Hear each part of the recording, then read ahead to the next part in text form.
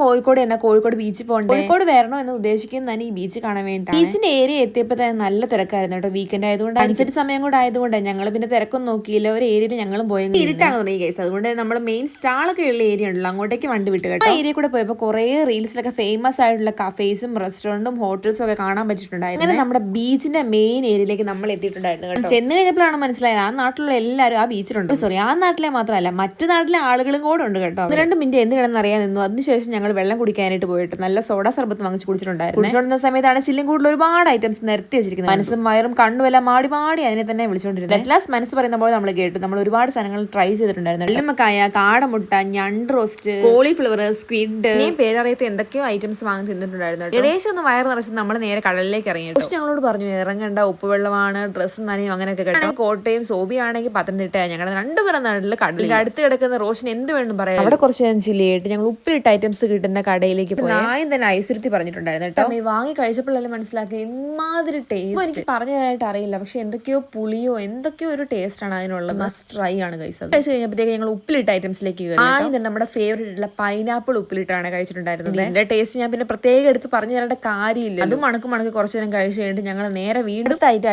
ക്യാരറ്റും മാങ്ങായും ഒക്കെ കഴിച്ചു. കഴിഞ്ഞ് നോക്കിയപ്പോഴാണ് 11 ആയി. എന്നിട്ടും ബീച്ചിൽ ആൾക്കാർ നോക്കണം. അടുത്തപ്പോൾ ഞങ്ങൾ വീണ്ടും കുറച്ച് നേരം തിര എണ്ണിക്കൊണ്ട് അവിടെ നോക്കിയാൽ ബൈ, ലവ് യു ഓൾ.